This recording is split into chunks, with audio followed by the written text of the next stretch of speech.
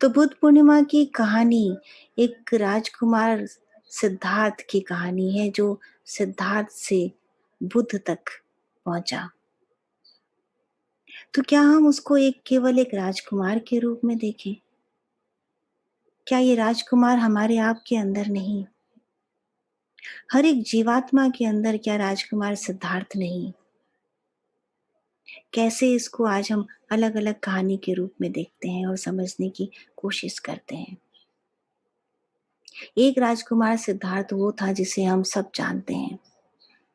पिता ने सभी सुख सुविधाओं के अंदर उसे रखा, जिससे कि कल को मेरा बेटा कहीं किसी योगी न बन जाए, कहीं किसी पहाड़ पे न चला जाए, हमारे महल को, साम्राज्य को त्याग न दे।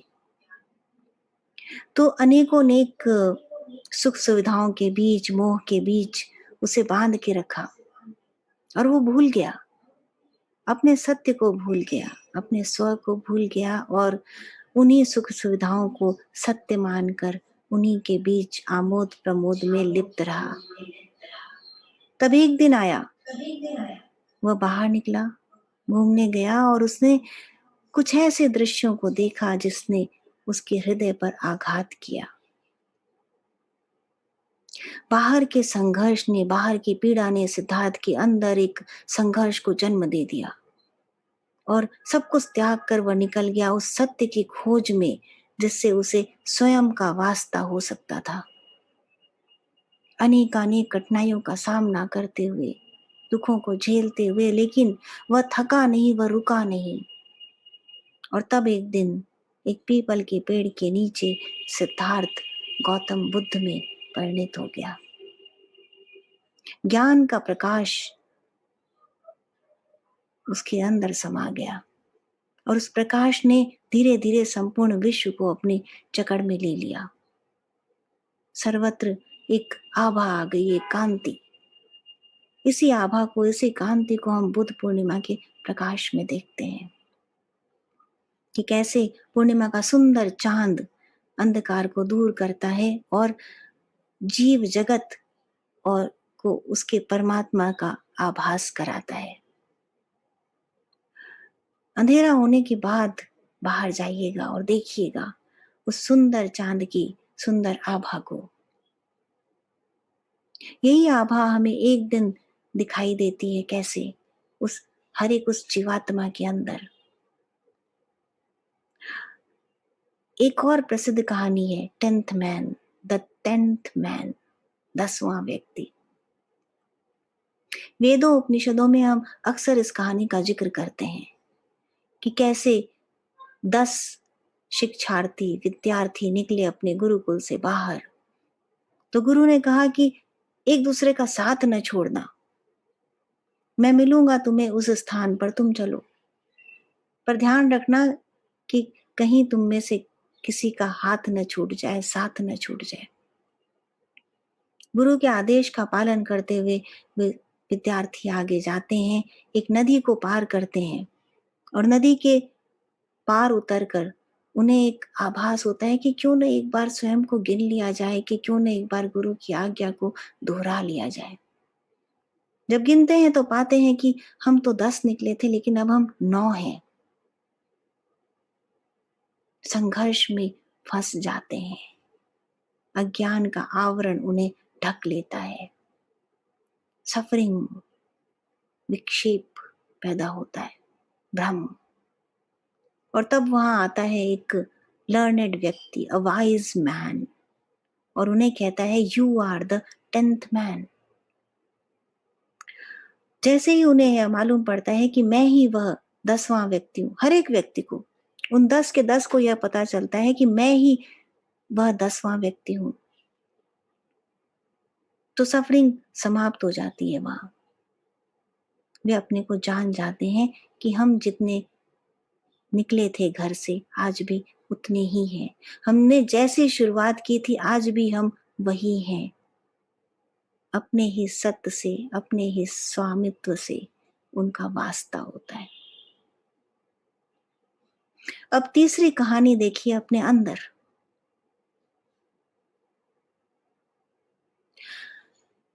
एक थे सिद्धार्थ के पिता, जिन्होंने उन्हें महल के अंदर रखा, भोगों के बीच, सुख सुविधाओं के बीच, और वो भूल गया अपने सत्व को। हमारे भी ईश्वर को हम परम पिता कहते हैं ना, कि वह परम पिता परमात्मा, उसने हमें अपने से अलग भेजा तो जीवात्मा को, लेकिन फिर क्योंकि हम उसके प्यारे बच्चे हैं तो हमें सुख सुविधाएं दे दी अनंत, और भूल गए हम उस सुख सुविधाओं के बीच उस परमात्मा को, उस पिता को भूल गए, अपने सत्य को भूल गए।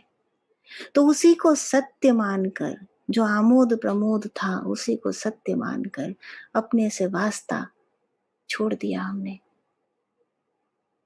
सत्य से दूर आते चले गए, विक्षेप आ गया, आवरण। 7 स्टेजेस होती हैं अज्ञान से ज्ञान तक की। तो फर्स्ट स्टेज इज अज्ञान, इग्नोरेंस। सेकंड है आवरण, ढक जाना।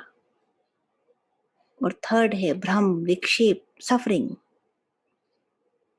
तो अपने को जब भूल गए उस आहार विहार के बीच, भोगों के बीच, परिवार के सुखों के बीच, अपने ही देहाभिमान से लिप्त होकर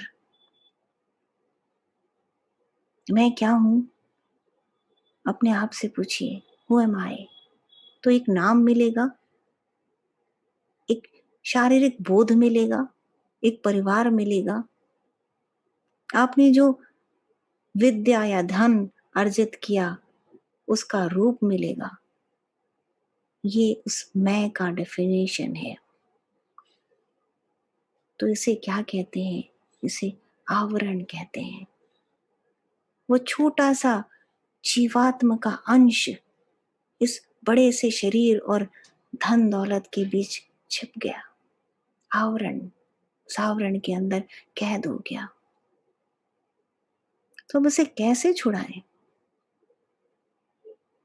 10th मैन की कहानी में क्या होता है कि नदी के पार जाते हैं तो उन्हें ये ऐसा लगता है कि हम में से कोई डूब गया अंदर। सिद्धार्थ को क्या हुआ था? उसने बाहर देखा, एक वृद्ध को देखा, एक शव को देखा, एक बीमार को देखा, और अंदर एक संघर्ष ने जन्म ले लिया। ठीक ऐसा ही होता है जीवात्मा के साथ कि ईश्वर, वो परमात्मा, सच्चाई के साथ उसे जोड़ने के लिए दृश्य दिखाता है। सफरिंग, पीड़ा, कहीं महामारी, कहीं गिरती हुई लाशें, कहीं रोते हुए बच्चे, कहीं कांधे को तरसते हुए शव, कि देखो ये सच्चाई। क्षणभंगुर समाज है यह, झड़ता हुआ शरीर है यह। किसके मोह में पड़े हो तुम? आज है कल नहीं, तो फिर सत्य क्या? जागी, जागी जीवात्मा। डर गई, जो बाहर हो रहा है उससे इतना डर गई कि अपने अंदर ढूंढने लगी सत्य को। तो एक संघर्ष बाहर और एक अंदर छिड़ गया। अब जिसने इस संघर्ष में प्रयास किया, जिस जीवात्मा ने प्रयास किया, उसे भगवान ने दिखाया इनडायरेक्ट नॉलेज, परोक्ष ज्ञान, कि कहीं किसी पेड़ के पत्ते पर लिखा मिला, कहीं किसी सूरज की किरण पे लिखा हुआ मिला, कहीं किसी पुस्तक पर लिखा हुआ मिला, तो कहीं किसी संत के मुख से सुना, उत्तिष्ठ जागृत प्राप्य वरान्य बोधत। उठ जाओ, जागो, देखो कि जो तुम देख रहे हो, जो तुम जान रहे हो, जो तुम समझ रहे हो, वो पूर्ण सत्य तो नहीं हो सकता। ऐसा होता तो हर व्यक्ति सुखी होता। यदि ये सत्य जो जिसे हम सत्य समझ रहे हैं वह सत्य होता तो क्यों इतना दुख होता? पूरी मानवता सफर कर रही है आज के दिन। वाई? और इसका अंत क्या है, कैसे निकलेंगे इससे बाहर, क्या कर सकते हैं हम और आप? किसी एक को, किसी दो को, किसी 10 को किसी तरह से प्रार्थना की शक्ति से या किसी तरह से 4 सांसें दी जा सकती हैं? क्या सच है ये? कहीं ऐसा तो नहीं कि ये पहले से ही उसके डिजाइन में शामिल था?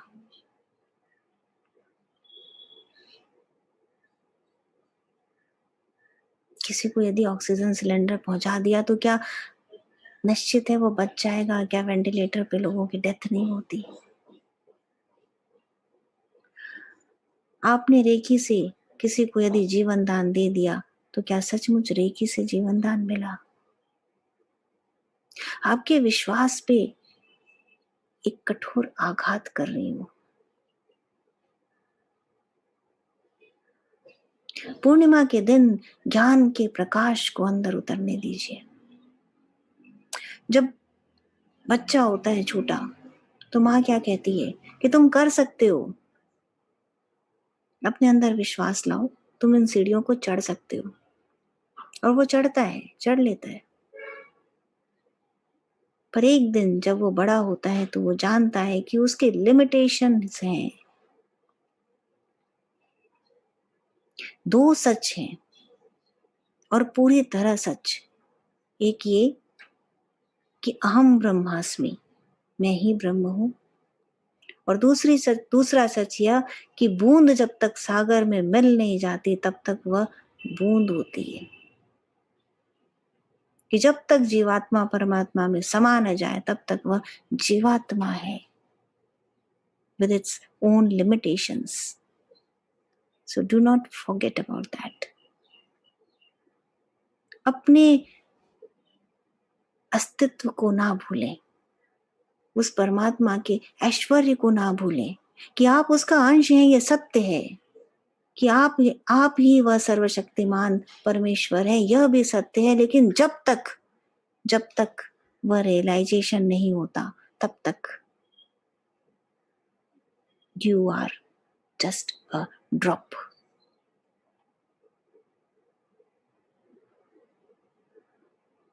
इस सत्य को स्वीकारना है, इस सत्य को जानना है और तभी उसकी शरण में आ पाएंगे।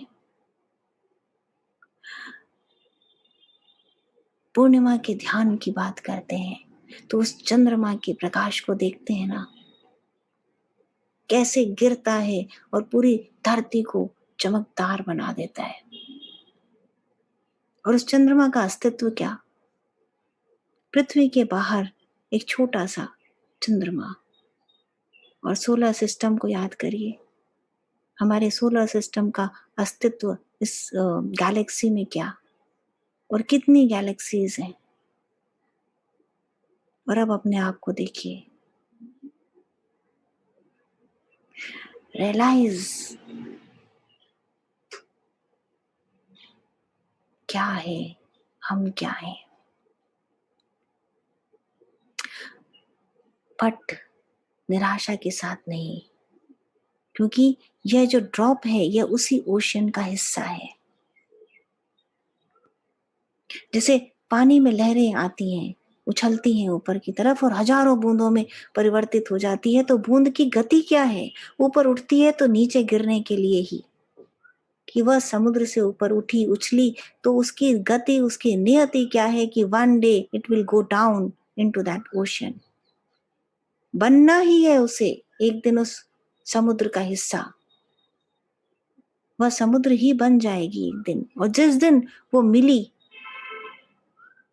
अपने अपने परम पिता परमात्मा से, उस दिन वह पूर्ण होगी।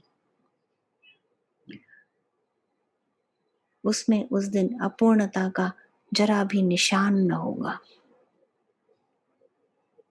हर जीवात्मा जिसने मनुष्य जन्म लिया है वह एक दिन और बहुत शीघ्र ही उस परमात्मा में समा जाने वाली है, यह निश्चित है। पर आज के लिए, तब तक के लिए उस सर्वशक्तिमान को देखने का, उसकी आभा को जानने का, उसके ऐश्वर्य को पहचानने का प्रयास कीजिए।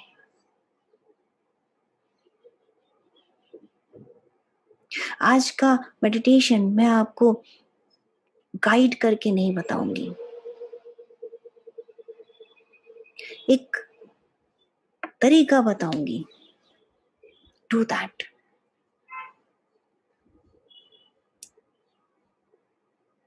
सुन लीजिए, समझ लीजिए, इतना वेरी वेरी सिंपल वे। देखिए, जो सिंपल है, जो साधारण है, वही सत्य है। हम जहां से शुरू हुए थे हम वहीं वापस लौट जाएं, यही सत्य है। अपूर्व शांति है वहां, तेज है, प्रकाश है, सत्य है और पीस है, ब्लिस।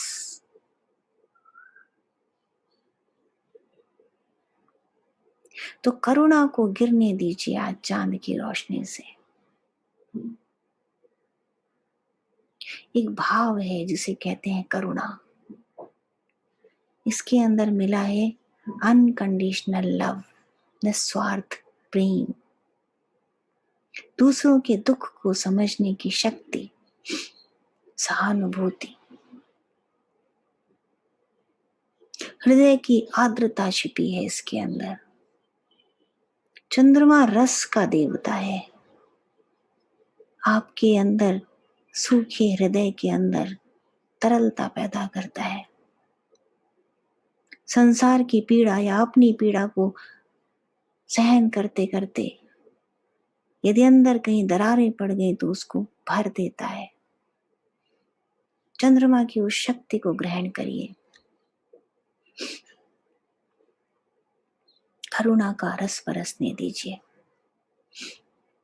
तो जब चांद निकले तो उसकी रोशनी में स्वयं को भीगने दीजिए। सबसे पहले गुरु का ध्यान, उन्हें प्रणाम। यह मुझे लगता है सिखाने की जरूरत नहीं है, तो अंदर बस गया होगा। तो उस परम पिता योगेश्वर परमात्मा योगीराज को याद करके, उन्हें प्रणाम करके जब आप चंद्रमा की रोशनी में स्वयं को भीगने देंगे तो एक गहरी सांस लीजिएगा। With every new inhalation, inhale compassion, करुणा को अंदर आने दीजिए और एक्सहेलेशन के साथ दुख को निकल जाने दीजिए। With next inhalation, inhale the compassion again and let your fear go away. Inhale compassion again. Let the hatred fade away. एक एक करके क्रोध, दुख, पीड़ा, भय, ईर्ष्या, लोभ, लालच, अहंकार, इन दानवों को एक एक करके हर सांस के साथ छोड़ते जाइए।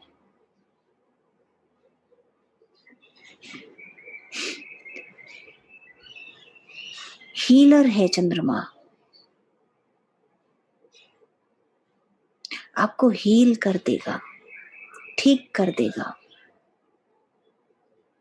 आपके दुखते हृदय पर तवा लगा देगा। संसार के सभी मनुष्यों के ऊपर उस करुणा को गिर जाने दीजिए। इनहेल करते हुए, करुणा को इनहेल करते हुए जब आप अपने सभी दुखों से छुटकारा पा जाएं, आराम से करिएगा। Take your time, 15 minutes, 20 minutes, half an hour, 1 hour, let it be, होने दीजिएगा। पूरी क्लींजिंग हो जाएगी और उस ब्राइट लाइट से आप फ्लडेड हो जाएंगे पूरी तरह से। आपका हृदय, आपका मन, आपका ब्रेन, आपकी बॉडी का हर सेल जागृत हो जाएगा। तब उस करुणा को बरसने दीजिए दूसरों के ऊपर, संपूर्ण मानवता के ऊपर। देखिए कि वो कैसे वो चंद्रमा पूरी सृष्टि के ऊपर रजत किरणें बरसा रहा है।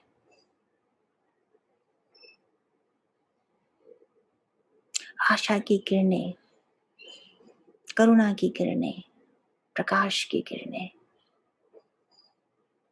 See that happening inside and outside. इतनी प्रसन्नता से मन भर जाएगा आपका। और जब आप ऐसा करेंगे तो निसंदेह उन लोगों को जिनके ऊपर पीड़ा गिरी है, जिनके ऊपर रोग गिरा है, जिनके परिवार पर कष्ट आया है, उन्हें अवश्य शांति मिलेगी। उस चंद्रमा का ग्रेस, उसकी लाइट गिरेगी उन परिवारों पर, उन मनुष्यों पर जो इस महामारी से क्षतिग्रस्त हो गए हैं। तो एक सिद्धार्थ बुद्ध के अंदर परिवर्तित होगा। यही कार्य है बुद्ध का, स्वयं को ज्ञान से भरना और अपने ज्ञान का प्रकाश दूसरों में वितरित करना। Do this meditation today and write about your experiences tomorrow. God bless you with lots of love and blessings. Be happy and be healthy.